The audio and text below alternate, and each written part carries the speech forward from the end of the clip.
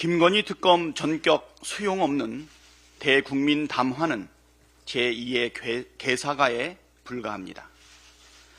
윤석열 대통령이 내일 오전 대국민 담화를 통해 공천 개입 등에 대해 해명한다고 합니다.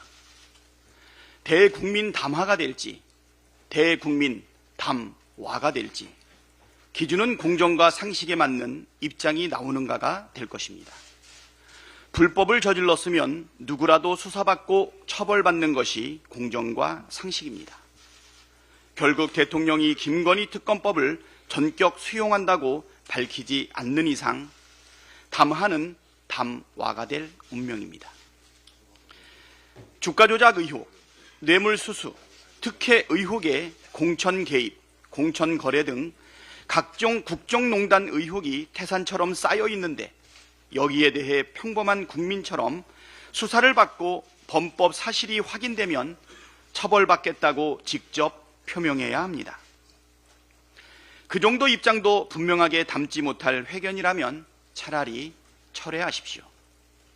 이런저런 토를 달며 김건희 특검을 반대하거나 공을 국회로 떠넘긴다거나 동문서답으로 핵심을 피한다거나 하는 어설픈 사과쇼는 더 큰 분노와 저항만 부를 뿐입니다.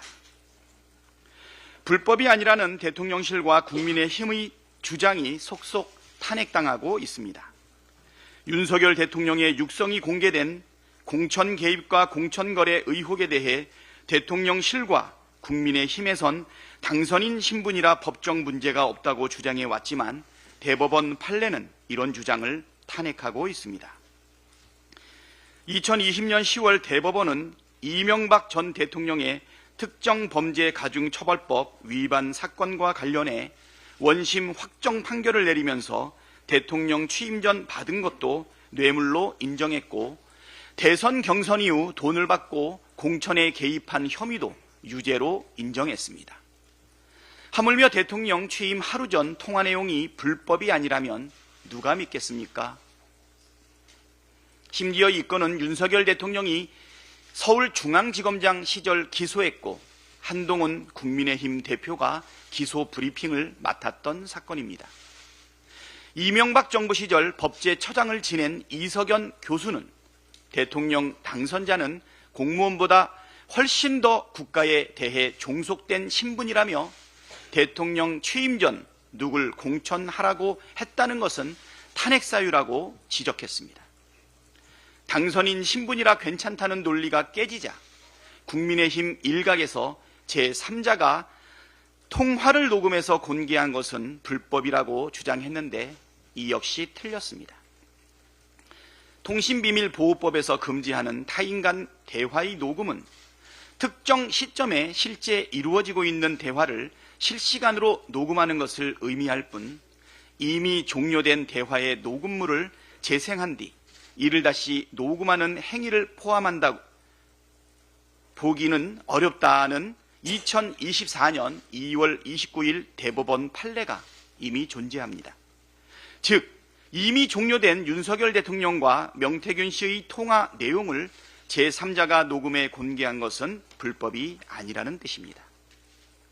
민심을 직시하고 대통령을 제대로 보좌해야 할 대통령실과 국민의힘이 이렇게 헛발질을 하고 있으니 대통령 지지율이 계속 곤두박질 치는 것입니다.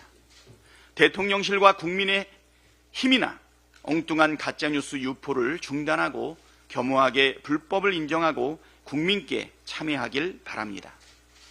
거짓말로 위기를 모면할 만큼 한가한 상황은 아닙니다. 국민의힘은 사법부 협박 중단하고 김건희 특검 수용하십시오. 국민의힘이 더불어민주당 이재명 대표의 공직선거법 위반 혐의와 위증교사 혐의 1심 판결을 텔레비전으로 생중계해야 한다고 주장하고 있습니다. 국민의힘은 국민들의 이재명 대표 무죄 탄원을 사법부 협박이라고 주장하던데 오히려 사법부의 판결을 생중계하라고 요구하는 행위야말로 진짜 사법부 협박 아닙니까?